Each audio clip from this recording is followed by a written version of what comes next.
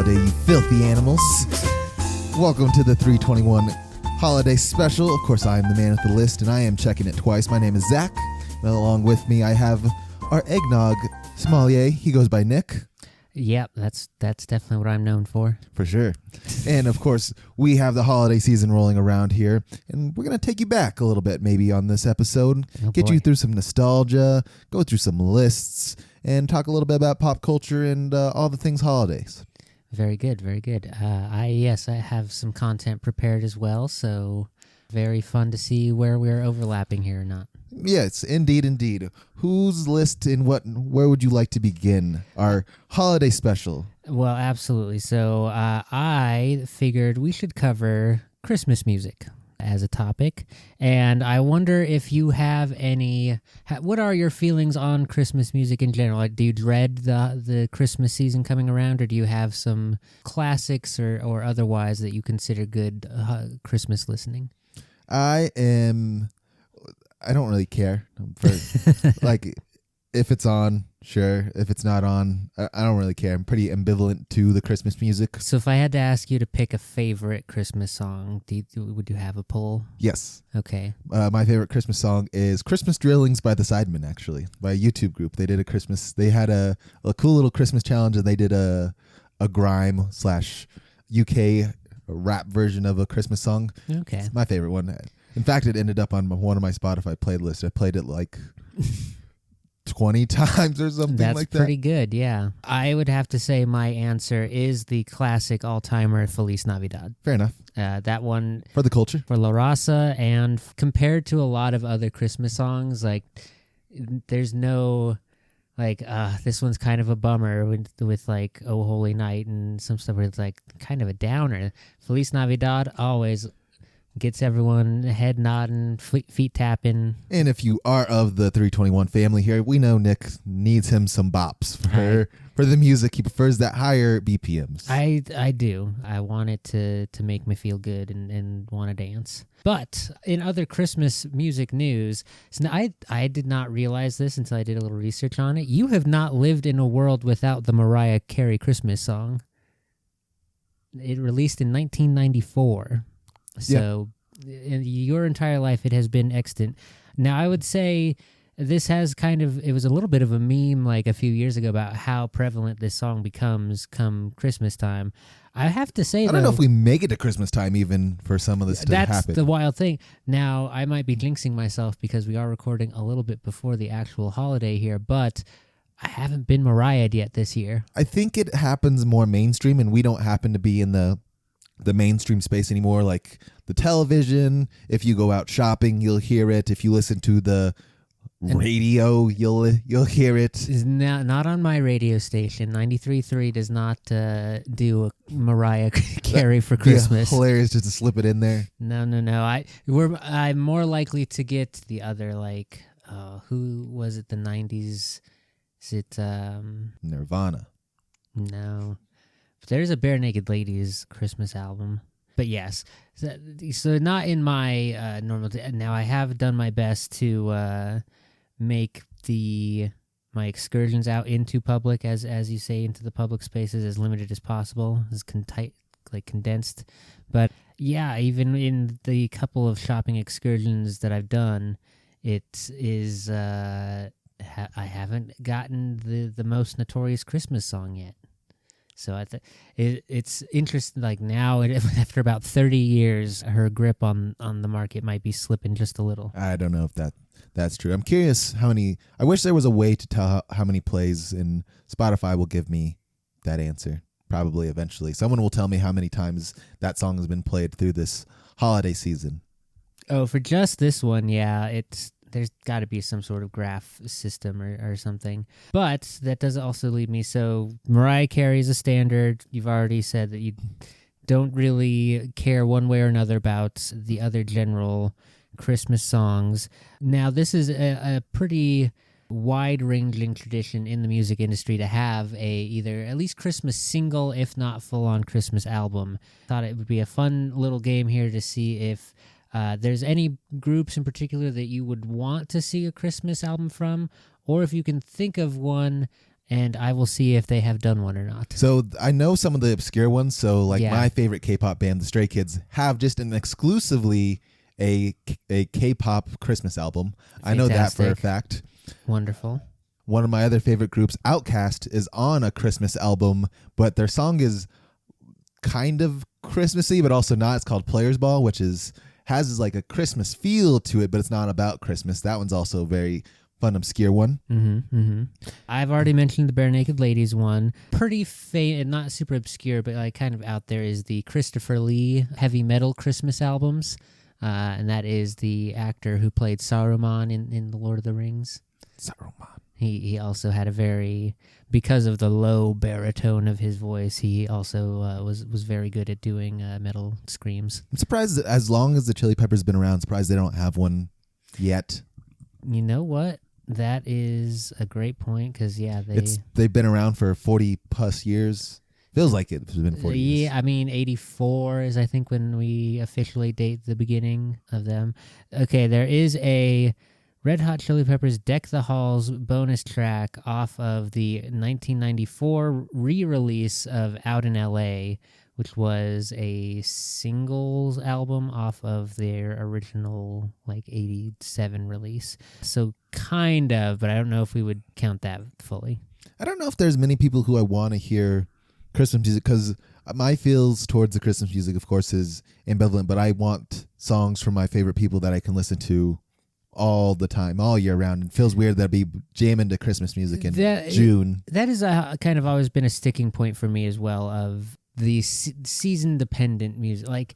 And it's not that there aren't other genres like that. I don't know. Are there? I don't know if there's any other holiday that dominates it quite like the holiday season and Christmas.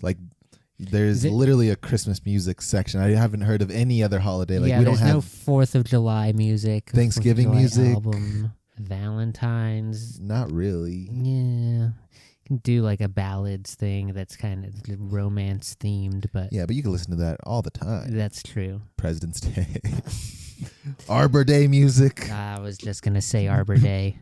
To go with the Christmas music, though, how do we feel about all the Christmas specials? Ooh, now you've walked right into my trap. No, spin it back. Nope, we're already here. I have for you, because we're going to find out what your favorite Christmas special / movie is by process of elimination in the classic social media video format now, where we do either or. Down my list. Oh boy. And see who ends up as your final decision. And because we know that Christmas media kind of is a wide and varied affair, I've gone with ones that I'm fairly certain we both have seen at least. It'd be interesting to see which ones you pick. And I've broken us into a little bit of a bracket here so that we can do this in chunks. My first bracket for you is classic Christmas animation. Oh, you actually made a bracket. Bracket. Look at you get it to work. Yeah.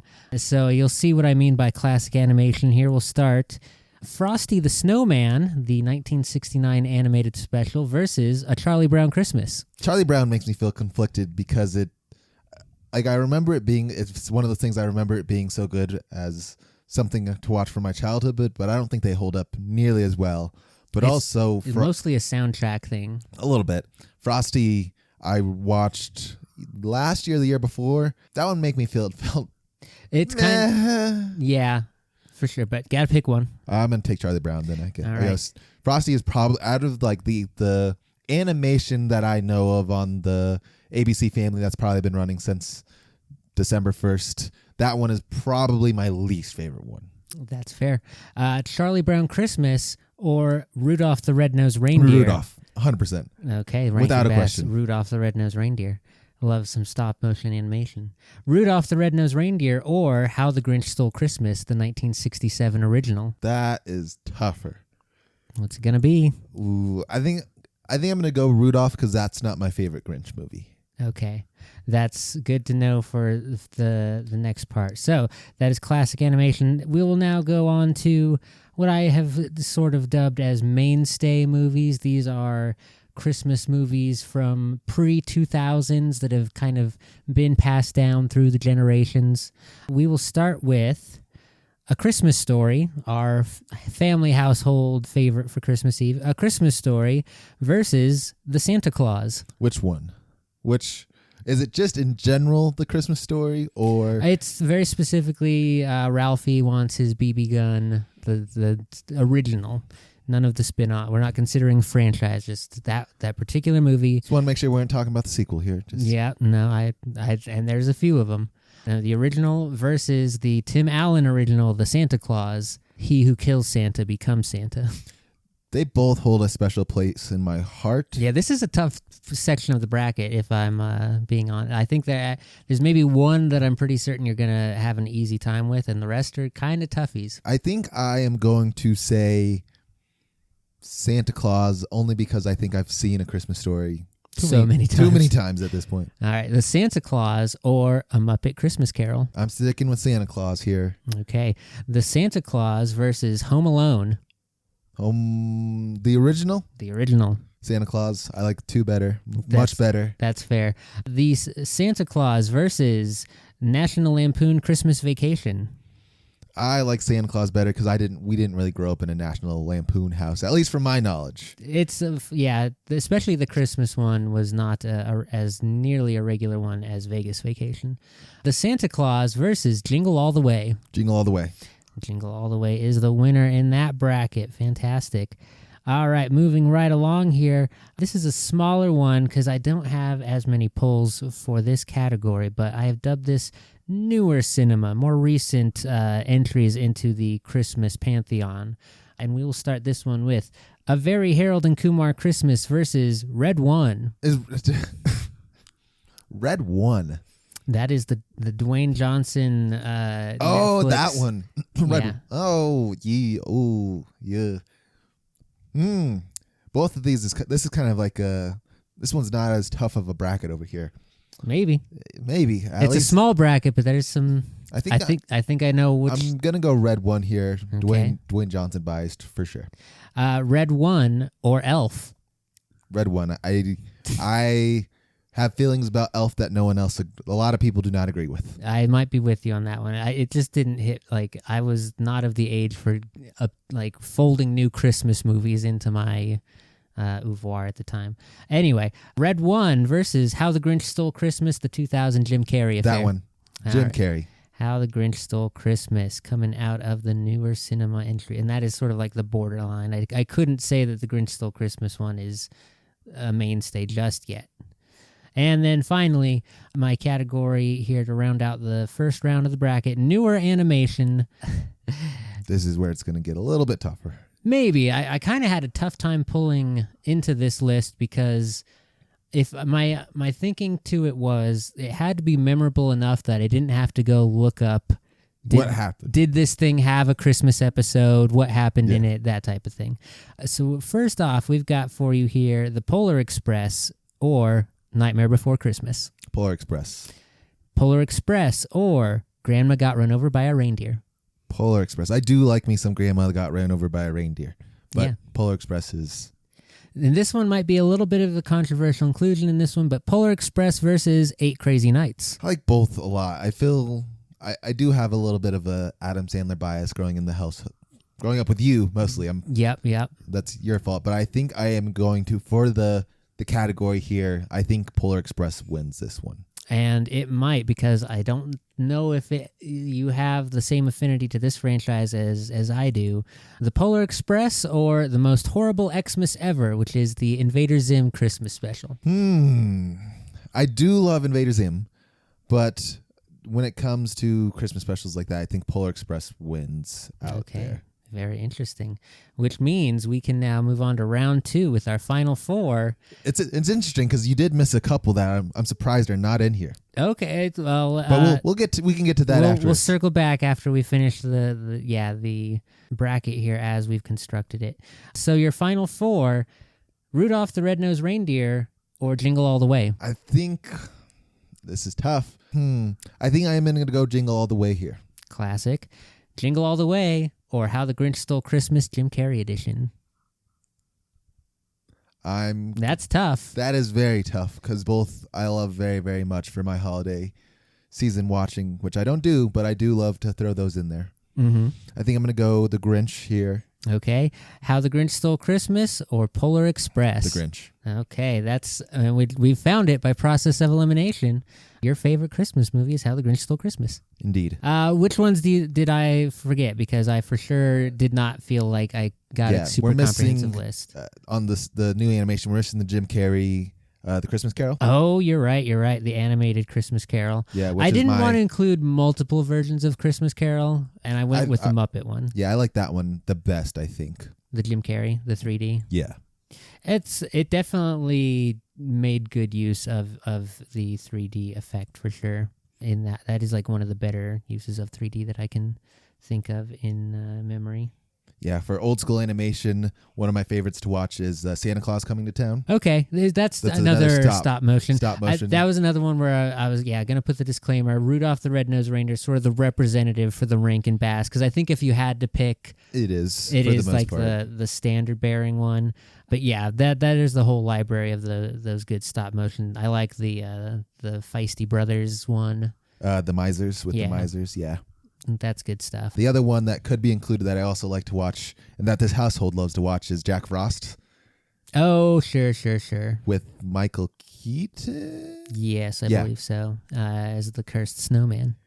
He's just a snowman. He's just very cursed, clearly. I was also debating including Krampus, but I don't think you've watched that because it's a horror. I have. Oh, okay. I did watch the newer version of Krampus.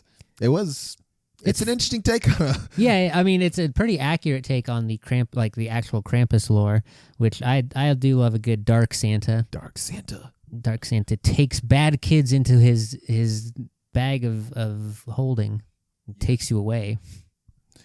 It's always interesting to me, like I've said this a number of times, but we were really trying to traumatize kids back in the day. Absolutely. Well, very good. So that was my Christmas movie bracket. What else did you have in the Christmas special category here? So I had a list here of the top growth, because for some reason, I don't know why, Christmas is one of the holidays where people seem to go to the movies with their family, which I find interesting. This is a tradition. Thanksgiving also ranks high in that, and it's just an avoidance. It's like we're expected to spend this day together. Let's do it in a dark room with something on that. Yeah, we are not supposed to talk. That could be a thing, but we have basically the top grossing Christmas movies of all time. Okay, some of which you've already named. I have looked at this list a little bit. You have indeed. Of course, number one being the brand new Grinch, in fact, which I found interesting, but I was also a little surprised by that, but I do think it's that thing of just numbers go up over time. Yeah, I think that's all fair. 2 and 3, both Home Alone original, and Home Alone 2. 2 is more highly regarded in the series for sure. Sir Macaulay Culkin. That's his actual name. I remember he did change his middle name to Macaulay Culkin. Has a Christmas on a chokehold for those ones. And then we have Dr. Seuss's How Grinch Stole Christmas, which is the Jim Carrey version, which I found pretty interesting. Yep. Then we have the new Christmas Carol, which is my favorite of the bunch. Polar Express, which everyone was dying to go see when that came out in theaters, if I remember correctly. A huge leap forward in CGI animation at the time. Has aged a bit like milk now, but it's not as bad as people say. There's some uncanny Tom Hanks action afoot there, and the kids have their faces not quite human going on for a lot of it. And then we have everyone's favorite, Love Actually, because that's... very specifically, it was like neither one of us are regularly watching And I Love skipped Actually. over the Christmas favorite, Batman Returns. Yeah, everyone lists Batman Returns as a Christmas movie, and it happens around Christmas, but... I remember there being a Batman with Christmas involved, but I couldn't remember which one it was. It's creepiest, horroriest one because it's the Tim Burton Penguin. We got Danny DeVito. Yeah, as one of the most twisted and menacing Batman villain takes I've ever seen. I do like all my old Batmans. So that one does. It's a great flick, and it is a fun nowadays it is kind of funny to go back and watch the ones where they don't have the opposable neck and they do have to fully turn the shoulders to animate their head motion, but yeah, outside of that, it's still, yes, very gorgeous and entertaining watches there. Very much so. And to round up our top 10, Die Hard 2 and Elf. Yeah, which also Die Hard's another one of those kind of like stretch for including it into a Christmas movie to me. But it's one of those that happened during Christmas. Sure. There's a lot of interesting ones in this category that are like Christmas Eve, like Die Hard and Batman, because like Gremlins is included in this. I mean, that's a little before my time, but also I do not like. You wouldn't be like, yes, that classic Christmas movie, Gremlins. Gremlins, yes. It feels more Halloween-y to me, like Nightmare Before Christmassy, but who's to say? Indeed. But that is all I have for our media category for this guy. Fantastic. What else did we have for Christmas this year? Now, we can discuss some of the customs and traditions of the holiday here. We come from a Christmas Eve present opening household. Have you encountered anyone like in your life who are Christmas morning people? Yes. And what are your feelings on that? Do you prefer doing an Eve? I prefer an Eve. Like morning is more accurate is the thing. It is, but it just feels like a lot to do, especially early in the morning. I think that for me is like, why do you want to make that a thing to have? It seems like a bad holiday design. And I felt this way about our 4th of July traditions too, when we have to wake up at like 7 a.m. to go play softball for 4th of July. And it's like, why, if it's a holiday day off, why are we making it a scheduled thing that I got to wake up and set an alarm for? That one I understand a little bit more because it does get hot during the day, so you kind of want to play early in the morning. There are some logistics to it. The Christmas one makes no sense to me. Like the first thing I'm going to do is I'm going to wake up and work. I do that already. Yeah. I would much prefer, to do the sleep in and then have already had the fun of, because the other thing I remember very distinctly as a kid, the relief of like, okay, I just have to make it to Christmas Eve. We don't got to cross over into the next morning. How do people wait for an extra? You just see them there. You're already doing activities around the tree. Let's go ahead and let's pop these bad boys open. You're impatient is what you're saying. A little bit. It definitely was. And maybe I am an influencing factor into why we do it on Christmas Eve instead of waiting for Christmas morning. Because, I definitely was losing patience as a youngster. I can't, especially coming from our family growing up, it'd be impossible. Like Christmas Eve, you have to open presents because Christmas morning, everyone's scrambling to make stuff to take for Christmas Day. Big family get together in the afternoon, for Absolutely impossible. It definitely would be a logistics nightmare. What else do we have to talk about? The other thing we can talk about in future vision here is our Christmas Day entertainment here in Broncos country. We're playing the Chiefs on this special holiday edition. It is a game with a lot lower stakes now that we've already faced them, and the records being what they are, there's not a whole lot other than just kind of keeping our footing secure at the top of the AFC West here. Dislike. Yeah. Yeah, Christmas is a basketball holiday. It's not a football holiday. You get Thanksgiving. Stop trying to make it a Christmas thing. I think we're doing 3 games on Christmas as well. What day is Christmas this year? Thursday, I want to say, but let's double check that. Can't remember if it was a Thursday or a Friday. It is a Thursday, so it'll be Thursday Night Football, our second one of the year. No. Third? Have we done 3 Thursdays this year? This will be our second one. We did Thursday against the Raiders. We did the Raiders, yeah. Monday against somebody. Washington? Not Washington. No. It was earlier. Yeah, it was after we had a long break between. Okay. Anywho, speaking of which, we do have Denver Nuggets for Christmas Day as well. Because it's a basketball holiday. Denver Nuggets, I think, are on their 5th or 6th straight Christmas special, which, if you're playing on Christmas Day, it's like playing on Thanksgiving Day in the NFL. It's a bit of an honor that we used to get overlooked for quite a lot. It is in the pre-Jokic days. Huge honor. Usually back in the day, you used to get custom special jerseys that they don't do anymore because everyone already gets a special jersey to begin the season. But it's a huge honor. It's when everyone is watching with their families get together. What else would you want to watch but to throw on the basketball? Now, I will say, thanks to our lovely Mountain Time Zone scheduling, that game is not scheduled for tip-off until 8:30 local time. Correct, PM. because we're on the West Coast. I don't remember if we're here or in Minnesota, but either way, here. it's FUBARD. Yeah.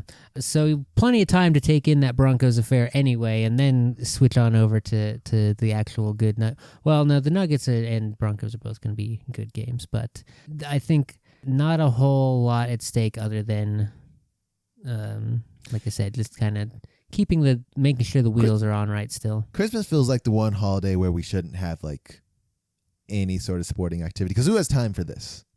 This is it's another one of those things of if we're you and your family gathering need a distraction so that the politics discussion doesn't heat up again. If we're really looking at this, right, you just woke up at the crack of dawn to open these presents, and then somebody had to clean up all this. Some adult. We're also having to make food through this for at some point, right? Because we got to eat. Most people are having to make some sort of dish. Yeah, people's got to eat. So right now we're already.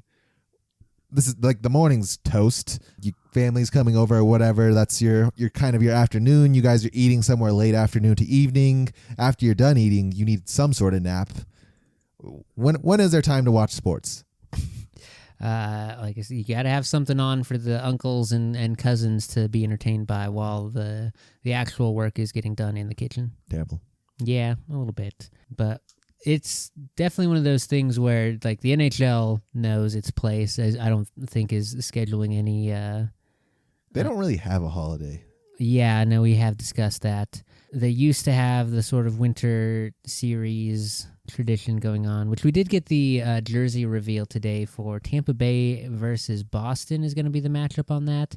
Those are, I think, some of the better outside the outdoor series jersey designs that they've come up with, kind of 90s inspired on the Lightning one, where it's like the TBL on the chest crest, but with like a JPEG of a lightning strike filling the inside. I kind of like it. And then the Bruins, it's not too experimental. It's just yellow with the logo, but they have a kind of fun bear claw shoulder thing going on this one that's like got the claw marks and whatnot. I do approve. Look, we're a bear, remember? You remember. I wonder if you can think. I have a small handful, but I'm trying to see if there's a good reference here for some other lists here.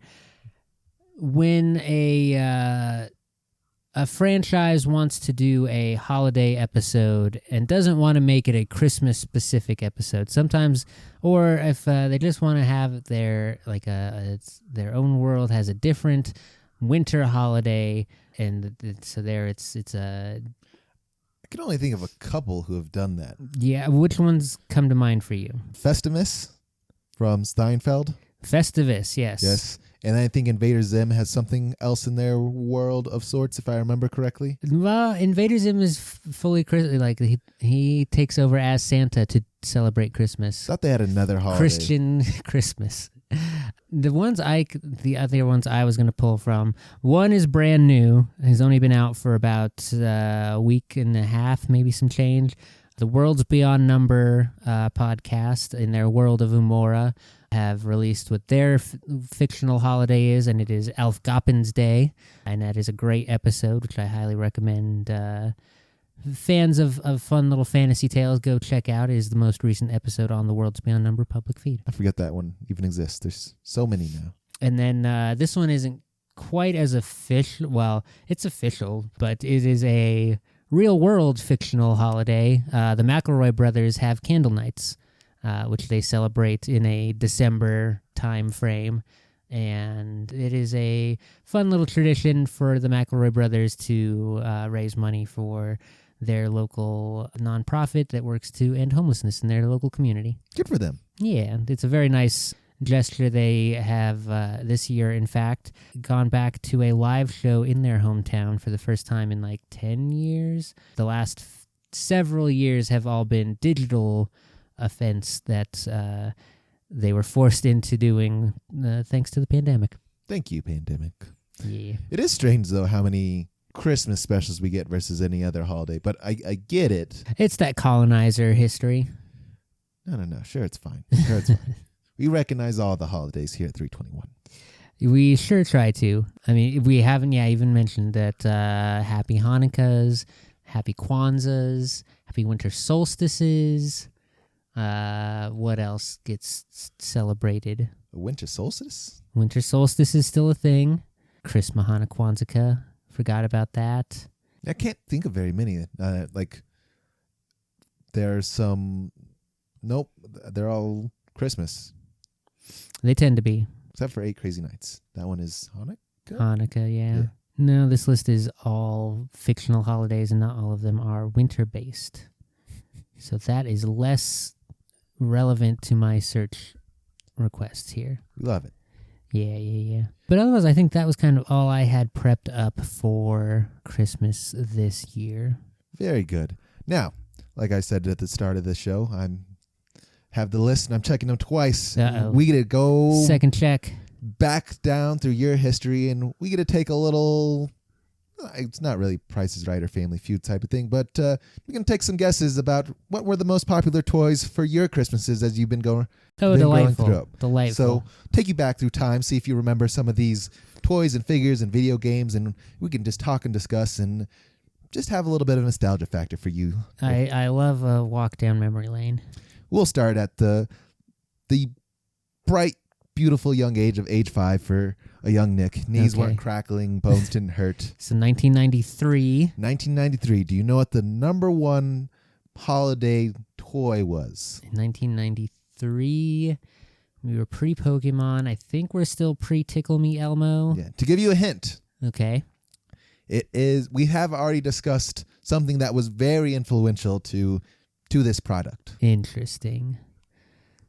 I'm not sure if that's leading me in any particularly strong directions here. Was it Batman themed? It was not Batman themed, but it is from a media that we have talked about. Was it a Muppet? It was not a Muppet. 1993. You are in the right category. Yeah, it's too early to be any of the other. And I will say it is movie based. Movie based. Teenage Mutant Ninja Turtle? Not a Teenage Mutant Ninja Turtle. No, I think that's my 3 strikes then. 3 strikes, and you are indeed out. 1993 was, of course, the Talk Boy, which you remember seeing from Home Alone 2. Oh, of course, the little handheld recorder. The little handheld recorder. Which I did want. That is true. When you see a kid in a movie, Harriet the Spy also had a similar, little trove of gadgets. And you're like, nope, I gotta have that. That looks essential. I will say this is 3 years before my birth. I've never heard of a Talk Boy in my life. Yeah, it quickly became. It was not super practical. A big battery-powered handheld thing just to do personal voice recordings on a very low Harriet quality. the Spy carrying this giant. Harriet the Spy was more into traditional. Either way. Sure. And then we'll age you up a year. 1994. Okay. Do we know what the top holiday toy is here? And the hint I will give you for this one is these do have a big nostalgia factor for you, and you've had them. You've owned them in your lifetime. Is 94 a Beanie Babies year? It is not. Beanie Babies are not created quite yet. I didn't think so. That seemed early to me. 94 I have had or currently have. You have had. You may currently have. I don't know, but you for sure have had them. Them plural. Was this a Pogs year? It was a Pogs year. Hey, there we go. Pogs are the top toy from 94. Hell yeah, they were. What is your recollection of Pogs in your lifetime? I actually just saw a place, I don't remember where, that gave me a flashback to the one Pog store because as we've mentioned, at 94, I'm 6 years old. Yes. So still pretty young whippersnapper here, not really fully getting the full meta game of Pogs, but I am old enough to understand the mechanics of you put them in like a pile and you have a slammer, which is a bigger, heavier.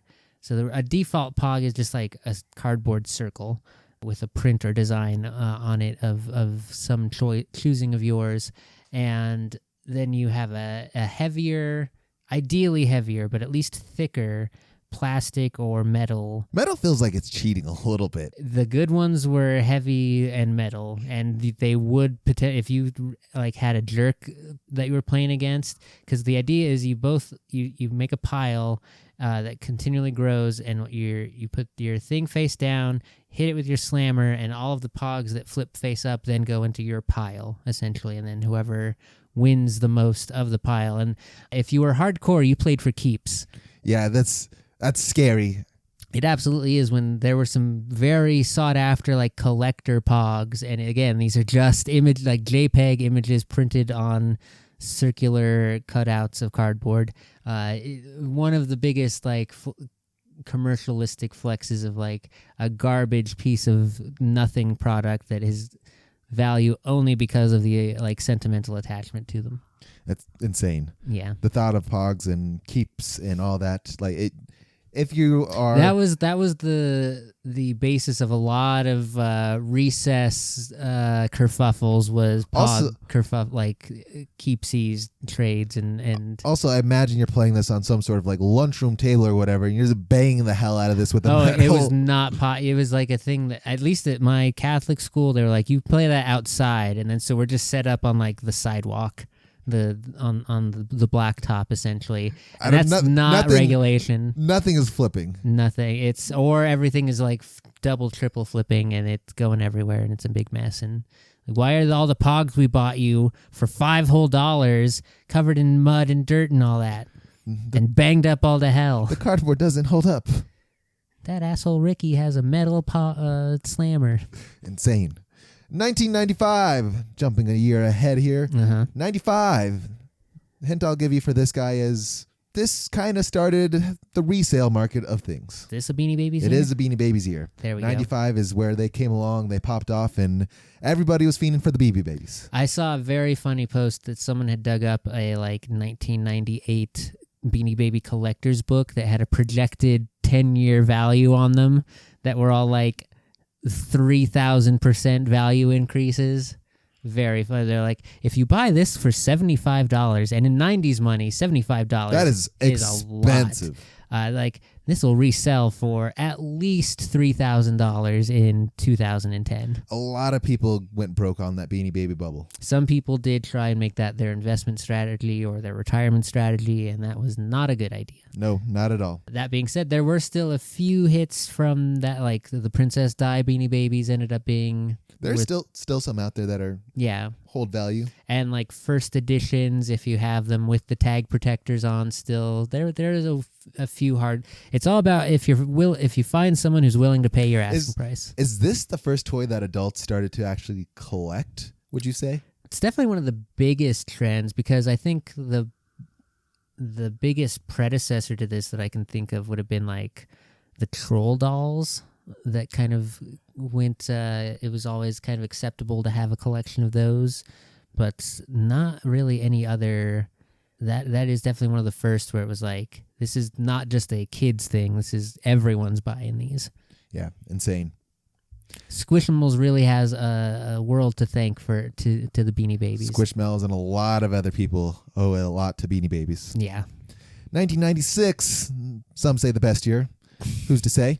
Very memorable. Very, very memorable. 1996, and the hint I'll give you for this toy is this is probably potentially the most talked about toy in at least the history we'll talk about here. Was this Tickle Me Elmo year? It is Tickle Me Elmo year. Yeah, that was a thing that almost has never since been seen, the demand for this little guy that responded to you squeezing him.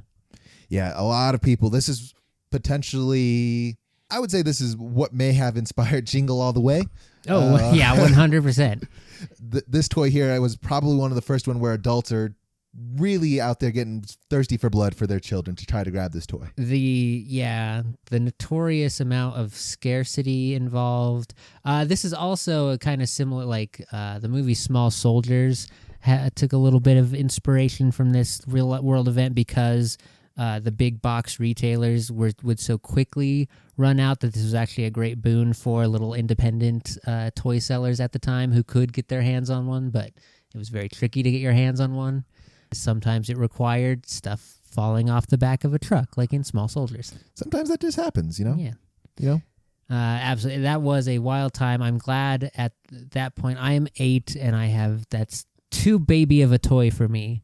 So luckily for... Granny and Gramps and all them, they did not have to go do the blood hunt. No Tickle Me Elmos for me. I was just a baby. You were a fresh out of the oven little guy for that Christmas, yeah. Very much so. 1997. This guy, a lot of people had many of them.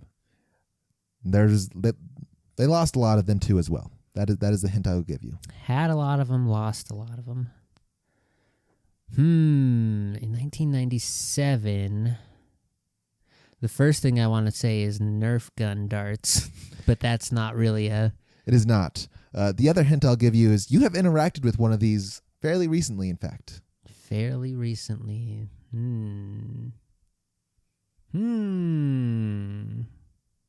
It's also wild to think about because in our heyday, there are so many toys that people want versus today. It's kind of like you have your little section. Yeah. R.I.P. Toys R Us and welcome back Toys R Us coming soon.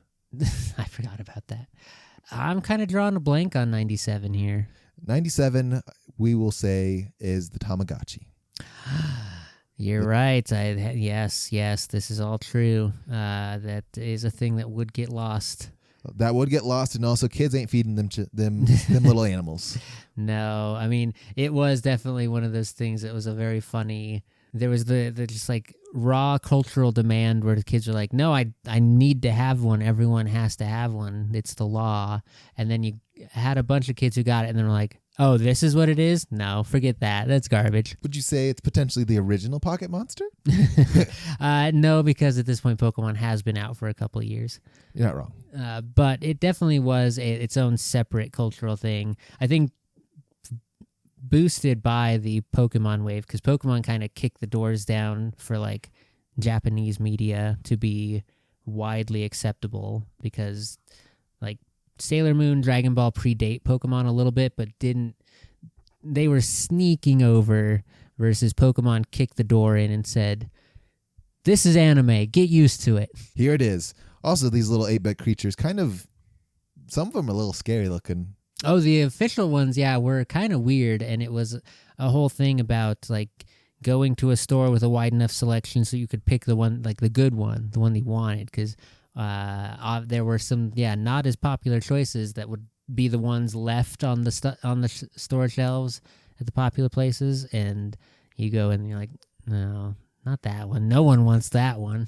That one kind of creepy looking. I think I'm good. I think I'll pass. If I remember correctly, these retailed at $40 back in That's 97. insane. Money. Yeah, the name brand ones were $40, which is why it was kind of a big deal when you came home and were like, I lost my Tamagotchi. Like, you what?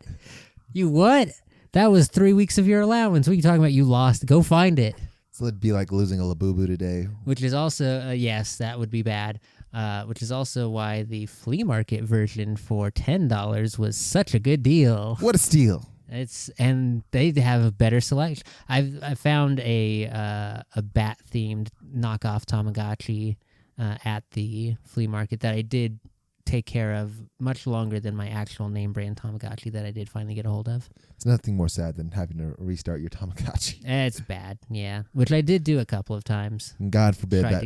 And then that evolved into the Nintendo DS classic, Nintendogs. We love a Nintendog around here. And that was pretty good. I'm surprised. I'm not super surprised, but the fact they have not ever tried to do something like that again is a little... They've tried, just not as successful as that one. That's for sure.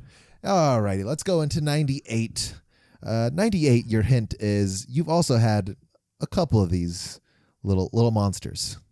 Couple of the little monsters from 98. 98 monsters. Not a Pokemon? It's not a Pokemon. Okay. The other hint I'll give you is they do like to blink. They like to blink. Was this Furby year? It is Furby year. Ay. Yeah, Furby was another very... Definitely, yeah. Had that viral must-have appeal to it. I guess I did have some, but I do not remember when, because I was not like I'm on the Furby bandwagon for sure. But they did definitely like come through the household a couple of times. Yeah, I've seen a few Furbies. They're not my favorite thing in the world. They're kind of weird. They're more entertaining to me now, like in my older years, as like that's a funny cursed. Like, why? Who came up with this weird toy idea for children type of thing? And I don't know if you've seen Evan and Caitlin on YouTube created a Furby / Spot the Walking Boston Dynamics dog.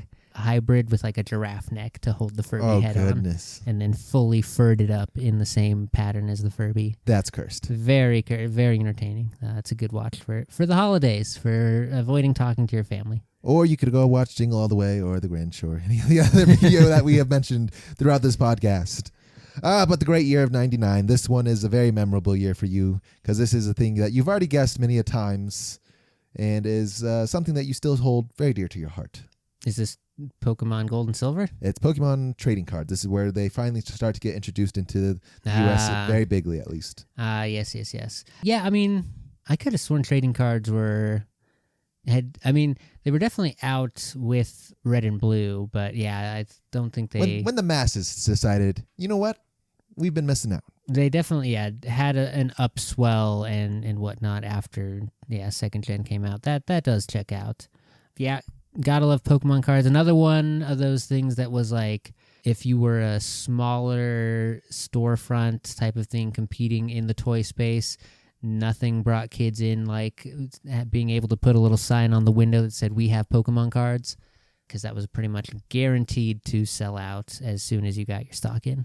And that still holds today. Let me tell you. I mean, there was a little bit of a valley situation, I want to say in like the mid-2000s, where people didn't seem as interested, and then it shot right back up like when pandemic hit or something. Yeah, because everyone needed something to do in the pandemic, and lo and behold, that these things became very collectible, and these pieces of cardboard, they're all slightly different. You can rank them and grade them, and they're all not all of them, but there are a lot of them that are very expensive out there. There is a tier of them that have remained in that stratosphere of like, oh, that's a lot to pay for some of these things, but yeah, the Pokemon Company knows how to do rarity and all that sort of, and like you said, the different editions and whatnot.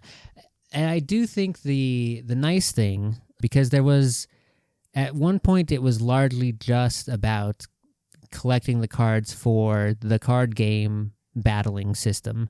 And now there are so many editions and cards, and it's been going on for so long that there is such a deep library that there are so many, like you can, in the same way of like the Pokemon world lore, you can be interested in battling, or you can just be interested in collecting the ones that you think look pretty, or like just your favorites, and you can still have like a time of trying to collect all the versions of that, just that one Pokemon, even because there's so many damn cards out there. Yeah, especially nowadays where you have thousands of Pokemon that you can collect from, and yeah, there's 1,000 Pokemon in the decks, and almost all of them have multiple cards. Like Pikachu probably has about 50 different variants at this point. Yeah, I think even more than that, because we have to imagine. For sure. He had like 12 in just the original couple of years that I remember. Yeah, he has way more than that now. So many more, especially with all the different new variations of the cards that the EXs. The EXs, you have your full arts, your special arts, your the trainers. Hollows, yeah. There's so many. So many. And then there's also in the finer details, the little stamp shapes or whatever that are like rarity indicators. And then you got to be on the lookout for the counterfeits in that market. They do exist. Do the Japanese cards still have the different artwork on the back of the card? Yeah, I've actually gone and I've changed up because I am a Pokemon collector now that I have. I'm a child with a lot of adult money. Sure. I've changed my stance, so I was going to go and collect all the English versions of the Pokemon cards that I liked and thought were pretty, as you had recently described. Only problem is the American version's much more money than the Japanese versions, and also the quality of them are not quite the same. So the back is slightly different. And in my personal opinion, I think the Japanese cards, one, are better quality. They look better, and I like the back. It's a little prettier with the gold wrapping on the back. Oh, interesting.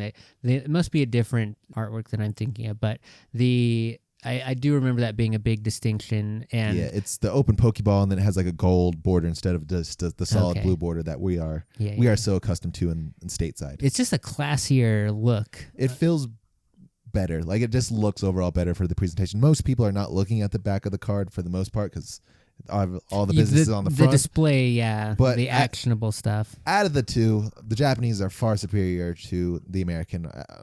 both in quality and in back cover. For sure. Yeah, even in my limited time as a youngster in the Pokemon card game, and I think it's maybe just a thing that like we're in the minority of, but like we considered like of the people that I associated with in the card world, we thought the Japanese ones were cooler and rarer because like they were just not as common over here. So like having the cool alternate back art was like valuable to us, and it didn't matter we couldn't read the front of the card because it had cool different art than we were used to. Yeah, I've reached a state in my life where if I need to have the Pokemon's name attached, especially for the ones that I'm collecting, I think I need to get out of the game. Yeah, for sure. Yeah, especially in this day and age where now, have you fiddled at all with the new Pokemon trading card game app? I've not been tempted because there are some things I want to have and hold. For sure. It's definitely not a like one-to-one replacement for that sense of collecting because like a little digital, it becomes an NFT at that point. On my phone thing is not like I can't get any value out of this. I'm not going to be, there's no resale or anything, but what it does do is scratch the sort of gachapon itch of just gambling on what's going to be in this booster pack of 5 or 6 cards. I wonder if I'm going to get anything good. And that because one of the like interactions on the app is the tear off of the top, click. The actual swipe through. You can do fronts or backs if you prefer for how you reveal your Pokemon to yourself. But for me, I like it as a way to kind of scratch that itch and just sort of passively, because you get 1 pack a day for free, and if you get addicted and want to put real money into it, you can open more packs. You also earn the little credit things to get quicker openings if you want, but I find it's a nice little passive way for me to just see more of the fun little art, and they do have some nice interactive features where like if you get the special full bleed artwork ones, you can like double tap and zoom in, and they've kind of animated them for you, and that's fun. As long as you don't put any real world money into it, I think it's a nice little, like a nicotine patch for Pokemon cards. Very much so. And if you buy actual Pokemon cards, they give you codes and stuff that you can use for the game. And I have a bunch of them actually sitting upstairs. Oh, fantastic. Well, that is good information to have. Very much so. Continuing on our journey here down memory lane, 2000, what a year 2000 was. The internet was supposed to crash. It did not. Yeah, Y2K. Indeed. Instead, though, 2000 became, for Christmas, we will say, probably one of the better technological years, and a lot of people were asking for a console perhaps for Christmas. Is this PlayStation 2? It is PlayStation 2, but yeah. Still a lot of people's favorite. Yeah, it was now that we have some hindsight on it, that is one of the top tier console generations of all time for like the amount of time it spanned and the quality of the library from that era. It's wild. It really is just different from all the different, like, wide variety of games you can play. The quality of games that were being made for the PlayStation 2, it really is unmatched.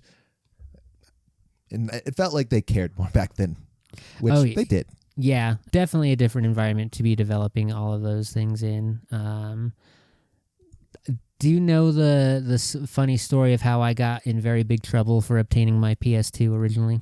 I do not. Okay, so this is a fun one because I did not get the PS2 come 2000 in its release year. I did not obtain one until the PlayStation 2 Slim was out, which was a good 3 or 4 years into the life cycle. But I asked, so I'm probably like 12 or 13 at this point, and my buddy Alex wants to come over, and he wants to go hang out at the mall, a very tween age thing to do in the summer months to kill some time and pass an afternoon. And I was like, yeah, hey, Granny, will you give us a ride to the mall? She's like, yeah, absolutely. It drops us off, and it's like, okay, call us when you want to pick, or we'll pick you up at like whatever time. And so we're there, and Alex is like, oh, yeah, have you played what's it for PS2? I was like, oh, no, I don't have one. He's like, oh, well, let's go get you one. I was like, wait, what? And he's like, yeah, I was like, I can't, I don't have the money for that. I can get like Game Boy games or something, but I don't have PS2. And he's like, I'll just give you the money. It's fine. We'll go to the GameStop right now. And we went to GameStop, and two 13-year-olds went up and did the very funny thing of, all right, here's 80 of it in 20s, and then here's some 10s, here's some 1s. Count those quarters for me. The guy's like, oh, God. 190. And this is like, yeah, probably like $150 system at this point. Not like a big bite, but for a 13-year-old, it's not chunk change. So I come home with a PS2, and Granny and Gramps have some questions about how I obtained it. That's fair. And I said, oh, yeah, Alex lent me the money. And they're like, well, how are you going to pay him back? And I was like, I don't know. Did not have a plan for it. No forethought. And that was my lesson on not taking loans I have no idea how to pay back, which obviously did not take when I then chose to go to art school after high school. Yeah. Lost my PS2, which was an original PS2. One of our family, thick boys. One of the thick boys. One of my family members got caught in the cord, jammed it, dropped on the floor, never recovered. Now that is how I killed the original PlayStation that I owned, which I did have for a lot longer. Also, a foot caught in the cord control, like the controller cord, and it yanked the cord out in such a way that the port for the controller just did not work anymore. Like it ripped a couple of the pins out, and so controller 1 was no longer usable, and that was very complicated. Kind of need controller 1. Yeah. So yeah, classic days, the good old days. R.I.P. to all the PS2s out there. Funny enough, a lot of people are still very interested in buying them these days. We have a PS2 Slim of Leon's still in the house. We almost have a pretty complete library of consoles. Yeah, because I still have my PS3.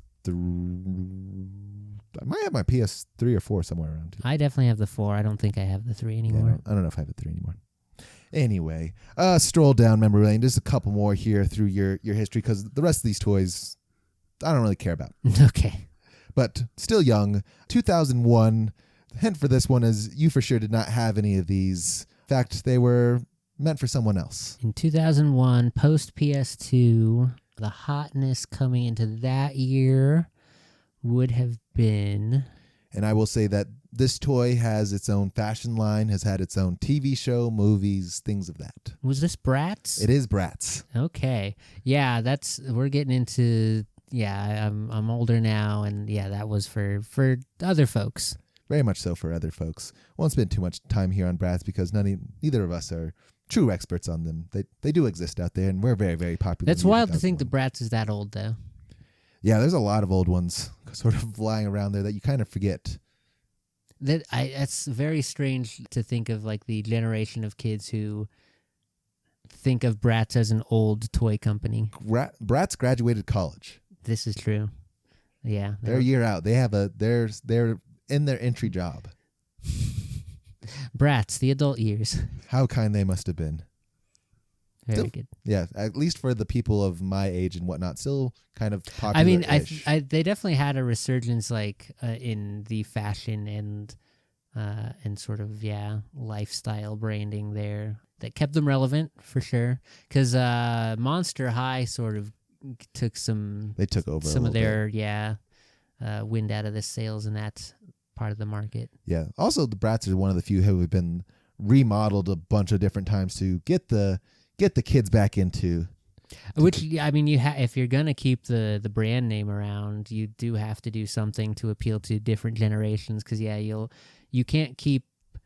There's only so many years where that same age group will stay interested, and then they've aged out into something else, and then you've got a new bunch of kids that you have to hook. And our final year here on the list down memory lane, 2002.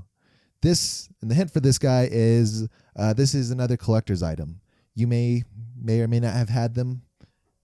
Collector's item from 2002. Post Bratz. Post.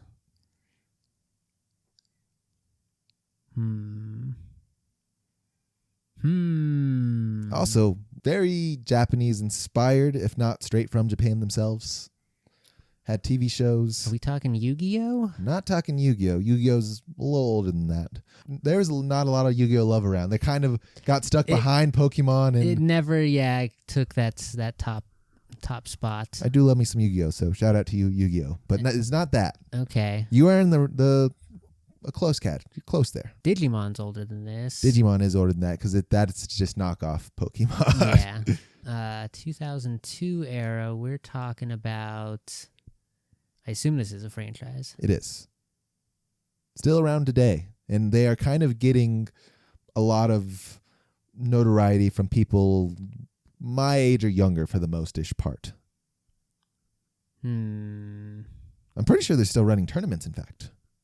Beyblade? It is Beyblade. Hey, there we go. Beyblade is the 2002. I would have bet money that Beyblade was older, but that checks out. They kind of were in the sweet spot where Pokemon kind of was dying out for some kids, and a lot of the young kids that were... that was still an era where people didn't realize that Pokemon wasn't going anywhere and was going to just keep releasing addictive game after addictive game for the next 30 years. Yeah. People thought like, oh, that's a fun little trend. I wonder what's going to come in the next 10 years. It's interesting to say that because I grew up with Pokemon and the Digimon, but we were primarily a Pokemon household, but people who are my age and even a little bit younger have a lot more familiarity with Beyblades. In fact, they don't know anything about Pokemon, but that was their jam. Interesting. That's grip it and rip it. They loved it.